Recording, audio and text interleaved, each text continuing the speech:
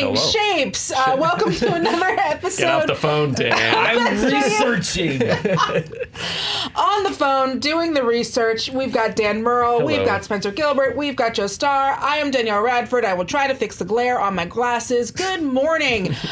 Some good stories for you today. We've got It Chapter 2 trailer. We're going to be talking about that for a little bit. We're going to talk about some drama, hardcore drama on the Fast and the Furious franchise. When is there not drama? Hell yeah. So much drama. Fast and Furious. So much drama. Just too many bald heads, I think. Yeah, Just all the bald heads fighting. That's a misconception. That is a cultural stereotype. That's a cultural misconception. We get along just fine. Yeah. You guys run the MCU. Yeah. Like Feige, McFeely, and his partner. Marcus and McFeely. I don't know. I always Joss hear Whedon. it's like with ladies. I always hear people say, I just can't get along with other people with bald heads. They're just so catty. Chadwick Boseman finally is going to be in a new movie about an African samurai. Let's get started. Yeah. So the It Chapter 2 trailer dropped this morning. Synopsis: you guys know it. He's a clown. He's super evil. He returns 27 years later to torment the grown-up members of the Losers Club. This is starring Jessica Chastain as Beverly Marsh. Bill Hader is Richie Tozier. That's how you spell that or pronounce that. James McAvoy is Bill. We've got Jay Ryan as Ben. Isaiah Mustafa, also known as Hottie Von Hotsalot from all of the Old Spice commercials, as Mike Hanlon. I knew y'all didn't know who that was. James Ranson as Eddie. Andy Bean as Stan. And Bill Skarsgård returning as Pennywise. What did y'all think of the new trailer? I actually thought it looked really fun. My favorite parts of the first movie were the parts where it was just kind of weird and creepy. Sometimes I thought it got way too jump scary, I'm a clown with a different face this time. Hey! But my favorite stuff was the creepy background stuff in the library that you kind of don't realize is happening until you do, I guess. That's a dumb sentence, Joe. But the initial scene with her going back to her home and the weird old lady interaction, that stuff felt really kind of creepy and slow burn and weird as opposed to outright gotcha! So I thought it looked really, really cool. Yeah, I liked the first one because it wasn't jump scary at all, which is good for me as a horror fan. I hate jump scares. I hate them. Well, they're good when they're employed properly. Very few horror movies employ them properly. The few that were in It, I thought were employed quite well. Sure. But I like the tension, the atmosphere. That scene is straight out of the books. It's great classic Stephen King. He loves rotting old ladies. Yeah, Right? he does. Yeah, She was so naked. I'm not afraid of the elderly, so I don't know how. Sometimes, they have weird stuff on their skin. It's sad, and they need help. It's not something she's oh dead. God, oh she's old and gross. I obviously her stopping and losing her train of thought again. A thing that happens when you get that age. And if you cut this to different music, it's a little bit Looney Tunes. There's a little bit just sneaking around in the back. I am excited for this film, nonetheless. I just don't think it had it didn't scare me because I think old women are sweet and they need love. They don't need to be feared. Thank you for not being ageist. Because they're going to turn into killer. Well, what do we think she turns into? Or is it just the naked old body is so horrific to Jessica Chastain? She's like, your future, your skin will sag, and then she freaks out. To be fair, anyone gets buck naked in front of me without my permission, I'm freaking out. That's also please. Uninvited nudity is never. No. Sure. But I hope that it goes somewhere supernatural because the threat of being charged by an octogenarian just didn't ring. I'm gonna do a spoiler kind of prediction. She turns into a clown. But you with naked legs, it was a between the legs Maybe. shot of She might turn into a little fawn boy with he's Fawn top boy. chair these are top half's cherub and then the bottom half's fawn Like legs. a centaur? like a pan Yeah, centaur like type an old figure? lady clown centaur. I like it. Okay. Okay, that would be not scary either. That'd be adorable. Interesting. Yeah, you're like, Interesting. It's pretty horrific, I will say. Yeah? I know. If they seen stay, no, I've read. Oh, yeah. If they stay faithful, it's pretty horrific. Okay. it's a good scene. Terrifying. Fair enough. Oh yeah, have you read the book? I did not read it. Oh, so you don't know all about the turtle sorcery chewed. and No yeah. ritual of chewed. No, Are it's they trailer. in the exact same Chinese restaurant as the TV miniseries? I think they were. I thought that was like a solid That looks callback. like the exact same restaurant from when they did the TV movie, which is cool because that was like the perfect 80s Chinese restaurant. Yeah, Although, yeah. like, will it be in the 80s? I'm trying Nope. to remember. No, because they updated it to the Yeah, so that was going to be my next question. Thank you for the segue, Dan. Oh, of course. So do you all think it's going to lose anything now that it's not going to be in the 80s? It's going to be focusing on them as adults. For me, I think I'm going to be more invested because the auntie in me just doesn't like scared, crying children. It just makes me like, I want to hold you. So I'm maybe more invested, and maybe because they're bigger names, I think it won't be a problem. What do y'all think? It's less about the decade hopping to me and more about the fact that in any incarnation of it, whether it was the old TV miniseries or the book, like the second half with the grown-ups is usually, I think, what everyone forgets about. And everyone goes, oh, I remember all those kids getting terrorized by Tim Curry, and then you sort of forget that, like, later on it's the guy from Night Court, and what's his, just John Ritter. Yeah, thank you, John Ritter. Just some a who's respect who. on John Ritter's name. Yeah, put some damn respect on Ritter's name. But so yeah, I think that's always the challenge for this one is can they pull off the adult, like grown-up section of the book, especially because the first half of this movie didn't play completely by the book's rules with all the weird spells and universe stuff and gods and demigods and the real extra weirdness that I feel like the second half of the novel sort of leans on. So we'll see. Yeah, as delightful as Harry Anderson is, also respect. Yeah, the adult stuff is like, oh yeah, that part's there too. Oh, no. Even in the book, I just sort of felt like, okay, I get it. Like the origin is more interesting, and like I'm not a big metaphysical guy, so I'm curious to see how they do the ritual of chewed. Like it goes nuts. It goes crazy. It's insane. Like I don't know what they're gonna do. I think there's potential there to do something really scary, but it's and some people like the whole crazy interlacing your tongues and everything part. 100% true. We don't kink shame. Yeah, it's a great cast. It is a great cast. And so the book weaves back and forth between the past and the present.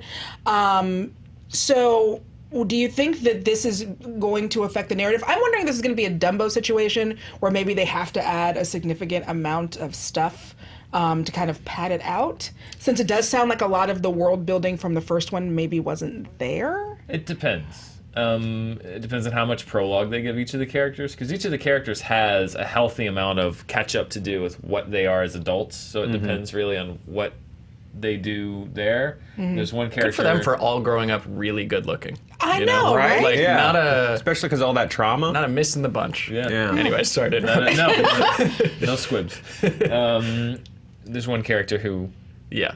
is Might not poor guy. make it. Yeah. but we'll see. Yeah. I do wish Richie had grown up to just be Stefan. To be Bill Hader's Stefan character. I mean, if you have a killer clown interaction as a child, you You might get a little Might get a Stefani. little- want to go to the Yeah. hottest club in the sewer. Derry's hottest club is the sewer. It has everything. Clowns, You guys. naked old ladies. Hey, Stefan, can we focus on the ritual of chewed some more? Yeah. It's that thing where a giant turtle god. Intertwines his tongue with a circus clown. Yes. Would you be interested if they did someday do a re-edit where they put both of them together? Do you think that that's something that could happen? I don't think it would happen, I but mean, it could happen, but I don't know why I feel it like that's a would. fan edit. Yeah. Yeah. I mean, I think that if this does as well, you're going to see it chapter 3. I know there isn't one, but that's not going to stop Warner With them Brothers as slightly from older people. Harry Pottering and Fantastic Beasting this or Conjuring this and being like, well, how many hits can there be? Let's find out. You can definitely do a prequel. Yeah. How did he get into that makeup? All right, so once again, This is SJU. We are now Fandom. It's the same people doing the same stuff on the same set. We just have a different name. Make sure you like and subscribe everything that we do. Hit that bell if you like us. As Ryan says on the paper, we swear we are fun. And if you hit the bell, you will wind up getting notifications. I make no guarantees. No promises. I get told I'm no fun all the time. You guys don't come into the office. That's a bummer. So we've got some great stuff on fandom.com. We've got an article they're both related. We've got an article about Will Arya complete her kill list. That is by the great Matt Fowler. We have a great article, How to Train Your Dragons by Kim Taylor Foster. The links will be in the description, so you can check those out. They are live on fandom.com. Does it include a section about how to train your dragons to look for tactical boats in and around the airspace? Because that could. They were flying low because Rhaegal had a hurt wing, Dan. They didn't have the altitude. He's an experienced pirate. I'll tell you what. After everyone on the long night was like, the Stark's military plan was completely insane, I was just like, oh yeah, you guys been defending a lot of castles lately. Yeah. But then the moment that I saw her, like, knowing that this is the one army that has big ol' anti-dragon ordnance sitting around, the moment she was just like, hello, King's Landing! Yeah. Hello, everyone! I was like, what are you guys doing? Yeah, I was in my head, I was just like, this is not going to end well. Yeah. Well, speaking of defending your castle, boom! Universal has dropped the Fast and the Furious producer from the franchise. They've dropped Neil Moritz from the Hobbs Shaw movie and Fast and the Furious franchise after nearly 2 decades of working together. In the wake of a bitter dispute over the Hobbs Shaw spinoff, the studio has not only dropped Moritz from that film, but also banished him from any role. From any role in future Fast and Furious movies. They just set him on an ice floe, beginning with number 8. No, they put him in a lowered Honda Accord with a giant spoiler. Pushed it into the ocean and shot it with a burning arrow. Well, so here's what's interesting is Moritz is pay or play. So Universal has to pay him no matter what on the Fast and Furious movies, even if they don't want him anywhere on set, anywhere around. That's amazing. Yeah, wow. So they're still going to have to pay him. And so they're clearly willing to pay him for this, but it contends in court papers he has no right to act as producer on Hobbs Shaw. Moritz is entitled to that role on sequels and reboots, but not spin-offs, says the studio. Moritz says he had a deal, an oral agreement with Universal president Jimmy Horowitz. Don't make oral agreements, you guys. Get things in writing. CYA, to produce Hobbs Shaw and worked on the picture until he was dropped on the eves of shooting. He's saying that not only did he come up with the idea for the spin-off with the screenwriter, but he spent months developing and prepping it. A studio insider, again via THR, says that Universal tried and struggled to work out a deal with him after a long, tortuous history, yikes, of fighting him to the courthouse steps on every movie in the franchise. They got fed up when he became combative on Hobbs Shaw. Wow. So they hated this dude so much that they will pay him to go away. Wow. What do we think? That's amazing. That's my new retirement goal. I'm going to work my way up at Fandom. Get some kind of deal where I have enough rights over something here that, like, whether I'm here or not, I still get it. Don't take this away from me.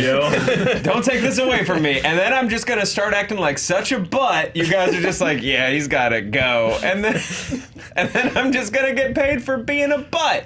Like, that's amazing. Like, Neil Moritz, good work, dude. Like, that's the plan. Yeah. Go fishing.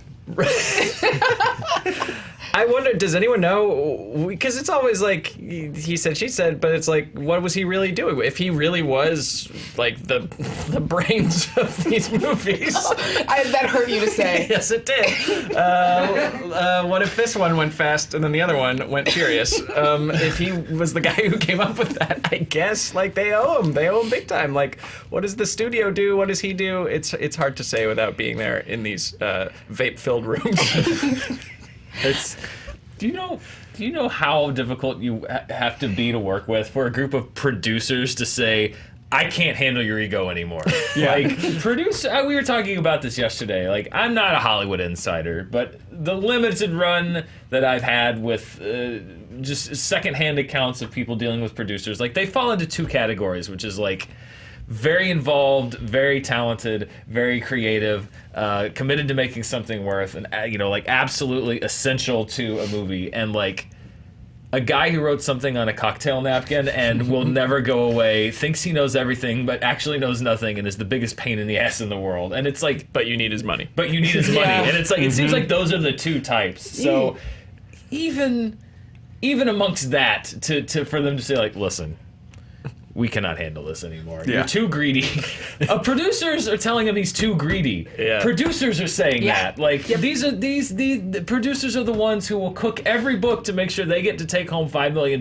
Yeah. And the people in front of the camera who actually sell the tickets, like they're like, there's no money. Yeah, we made nothing. We Sorry. broke Just even. emptying out their wallet and dumping out I got nothing. nothing. Everything is in the Caymans. There's nothing left for you. It's like a so sorry. circle of werewolves sitting around. And they're like, Larry, you gotta stop clawing people up so much. Like, whoa. It's pretty. If you get outcast from a group of producers, that's pretty rough.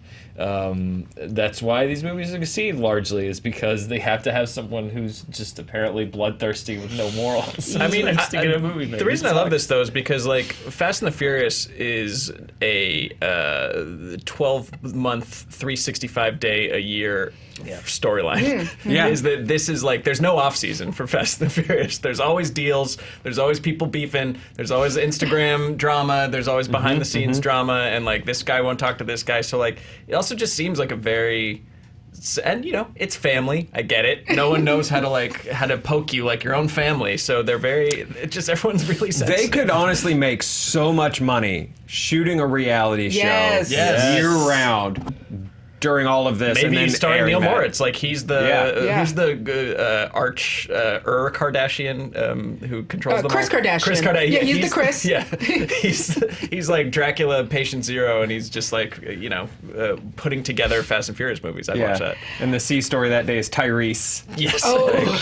Tyrese has gone rogue. Tyrese crying next to a Tyrese went barbecue. rogue again. Yeah. If he were the brains behind these movies, would we know that he's gone, or would they just continue as they always have? I think you need him. He's like that squid who could predict the Stanley Cup or the world. That octopus that could like tell you who was going to win.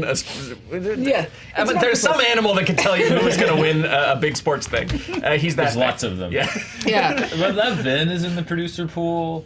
The Rock is in the producer pool. yeah. Like, there's Oh, a yeah. lot of people in the producer pool now. I feel like The Rock could probably find a way to make Fast and Furious in space. I Well, feel like if anyone could, it could We're, be we're also Steve. sleeping on the angle of this Yeah. story that there is not just Hobbs and Shaw, but there is a spin-off of Charlize Theron's classic Yep. Cypher being Yeah. planned. Yeah. That. Yes. Since she parachuted out of our lives, I've wondered what happened to Cypher. What happened to that pile of dreadlocks? I like to think Morose that pile of dreadlocks Yeah, from Fast and Cypher is like a Furious. code name, maybe like James 8. Bond, where like she just takes off the white dreads and passes them to another lady, and they become Cypher, like Dread Pirate Roberts. Give me Holly Berry.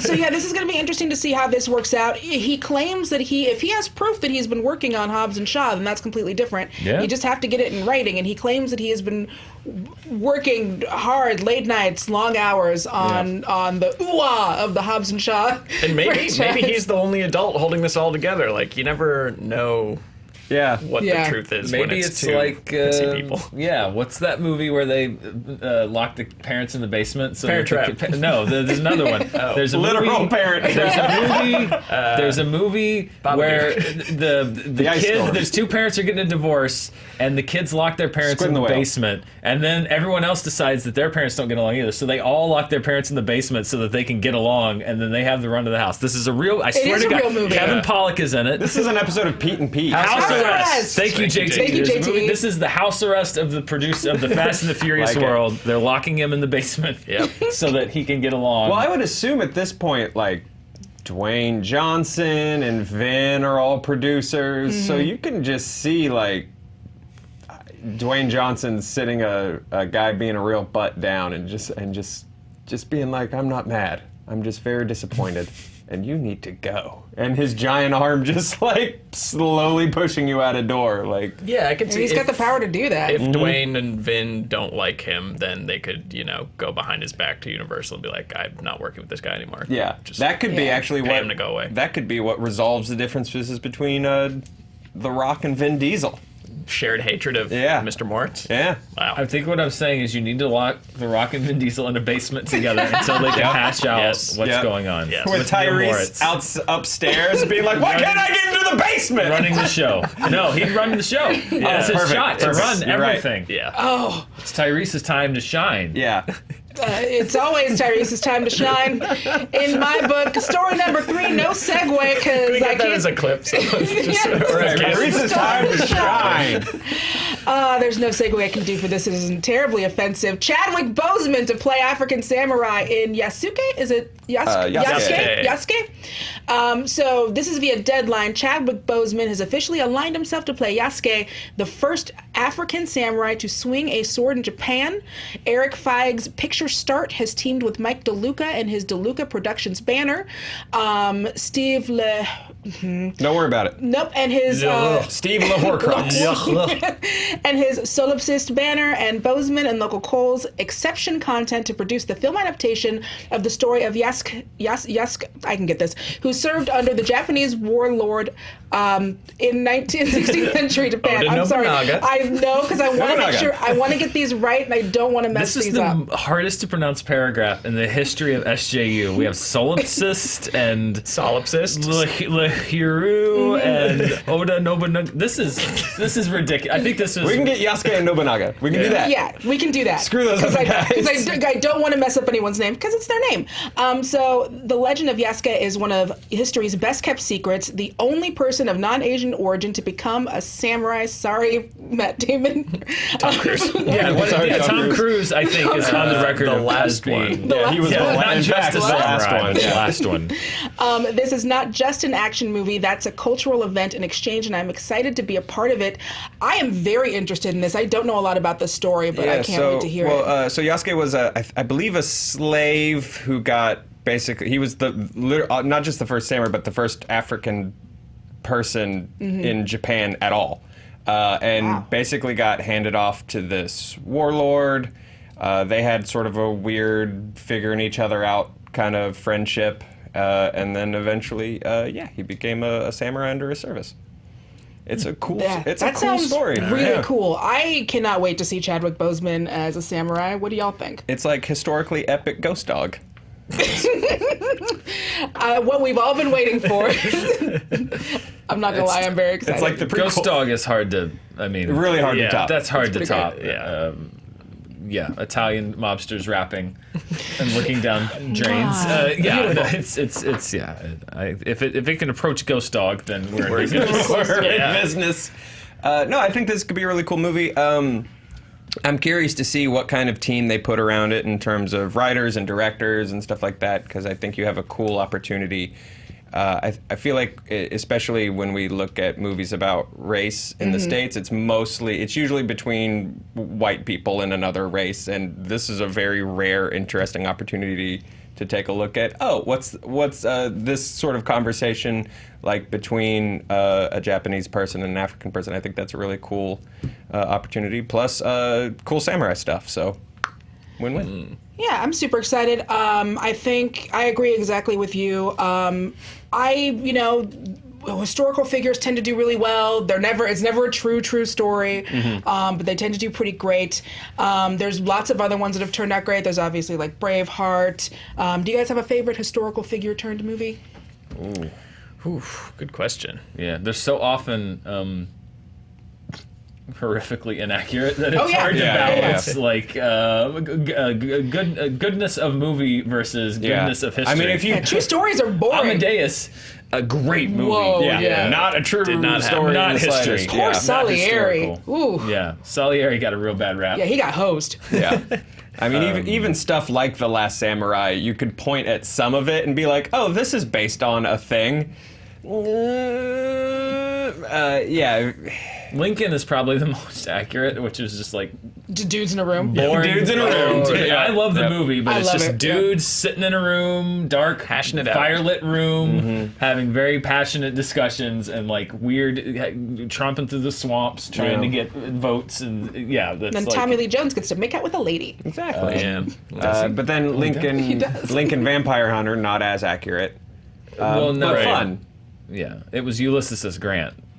They just changed it because Lincoln is a little Yeah. sexy. Yeah. So we're talking about like how things don't work. I'm going to make this last for 2 more minutes, you guys. You have to help me. So if I get it to 27 minutes, we'll all be okay. But seriously, what do you think makes a movie that is based on historical events work? For me, I don't mind the stretching the truth as long as it's not just completely like slanderous.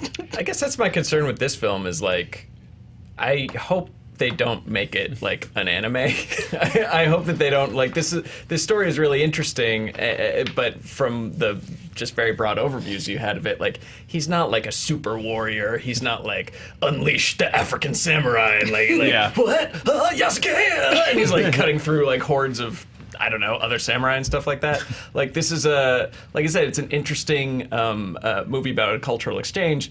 But he says this is not just an action movie, so they're going to try to put this in the mold of an action movie. Oh, yeah. Yeah. The Black Samurai! Oh, sick! Yeah, which I hope they don't do. Keanu Reeves watching the movie. He's saying that. Always. Well, he was a Ronin. He was one One of the 47. Yeah, Ronins, right? 47 that's Ronin. right. Yeah, he's a bit of samurai, so please, he's not the first. Yeah. Yasuke. Yeah, There's no. been Keanu Reeves. There's been Tom Cruise. But yeah, I agree. Ghost That's 3 right there. Right there.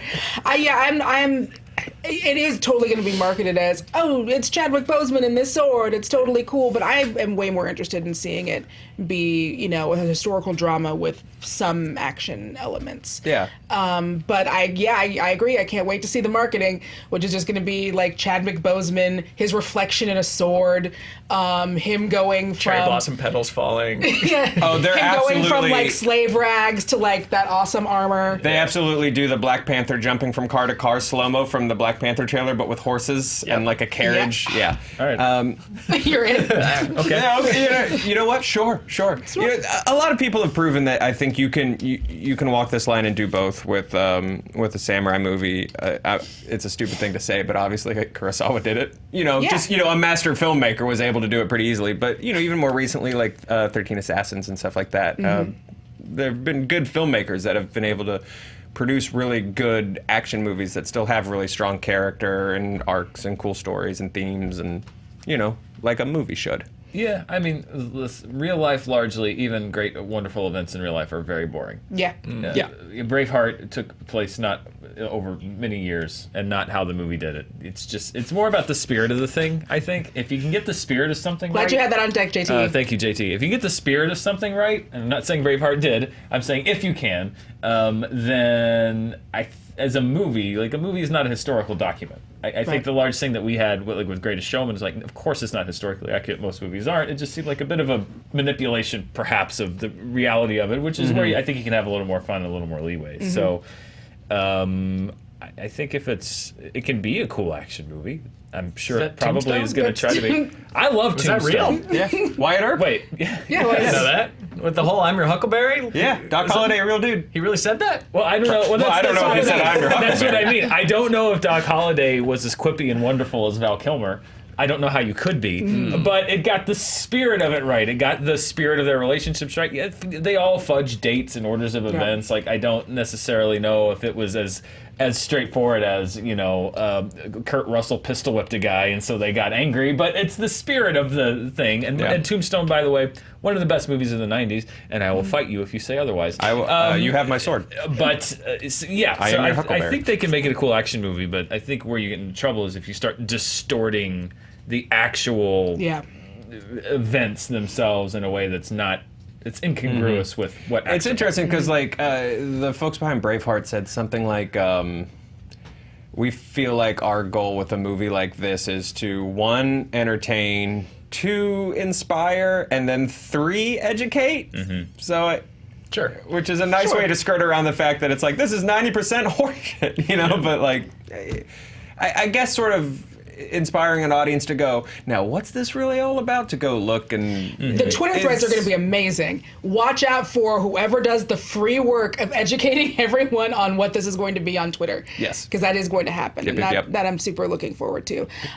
So I could have had a book report to share with you from when I was a kid about Doc Holliday, but in fifth grade we had a thing where like there was like a line of books of biographies, and everyone got to go up, pick one, and then they had to do a book report. And I was like, Doc Holliday, Doc Holliday, Doc Holliday, Doc Holliday, and I was the last one to pick, and it was Doc Holliday and Colin Powell, and I was like, Doc Holliday, Doc Holliday, Doc Holliday, Doc Holliday, and then the kid in front of me grabbed Doc, and I was like, son of a Powell!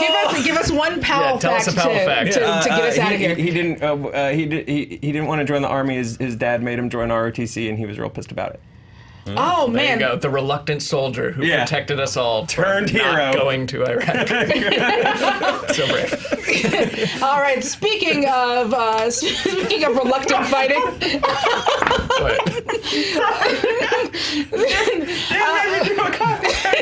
Nice. All right. So later today, we do have a new episode of Movie Fights that will be live at 4. Again, check out all of the great stuff. We've got a lot of great things that are coming up this week and next week, so stay tuned. We will be making some announcements soon for all of us here at Fandom and on SJU. See you later today. Goodbye.